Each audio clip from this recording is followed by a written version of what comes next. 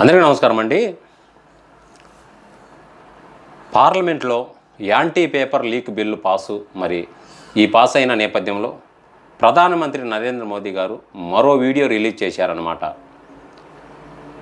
పరీక్షల paper leak చేస్తూ విద్యార్థుల భవిష్యత్తుతో ఆడుకుంటున్న పేపర్ మాఫియా లీకేజ్ ముఠాపై అత్యంత కఠినమైన చర్యలు ఉంటాయని స్పష్టం చేశారు.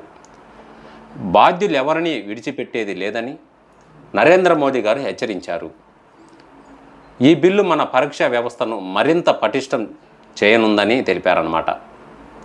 గత కొన్ని దశాబ్దాలుగా కేంద్ర రాష్ట్ర ప్రభుత్వాలు పేపర్ లీకేజీ సమస్యలను ఎదుర్కొంటున్నాయని, దీంతో విద్యార్థులు వారి తల్లిదండ్రులు తీవ్ర ఆందోళనకు గురవుతున్నారని ఆయన అన్నారు.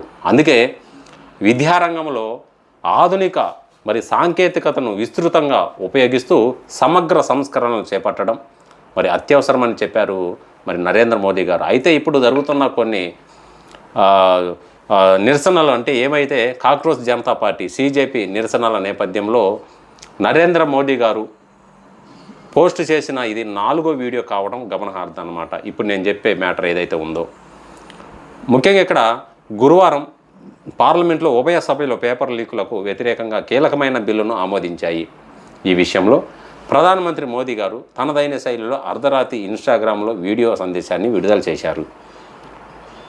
ప్రతి రాష్ట్రం పేపర్ లీకులతో ఇబ్బంది పడుతుందని, పేపర్ లీక్ చేసే ముఠాపై కఠిన చర్యలు తీసుకుంటున్నామని, పరీక్షల వ్యవస్థలపై ప్రజల్లో విద్యార్థుల్లో నమ్మకాన్ని పునరుద్ధరించేందుకు పార్లమెంట్లో ఈ కఠినమైన నిబంధనలతో కూడిన బిల్లును ప్రవేశపెట్టి ఆమోదింపజేసినట్లు తెలిపారన్నమాట.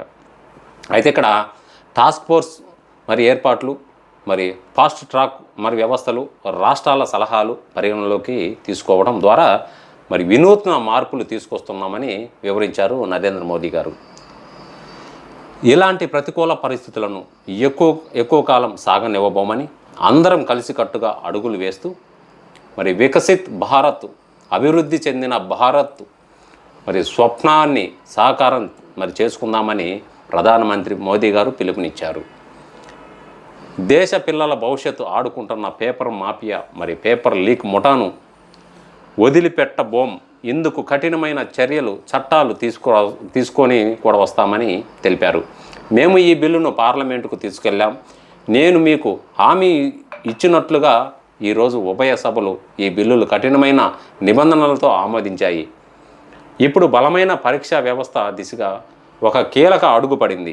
ఇలాంటి పరిస్థితులు ఎక్కువ కాలం కొనసాగించడానికి ఎట్టి పరిస్థితుల్లోనూ అనుమతించటం అని, ఈ నమ్మకంతో అభివృద్ధి చెందిన భారతదేశపు కలలను సాకారం చేసుకోవడానికి మనం అందరం భుజం కలిపి నడుద్దాం అని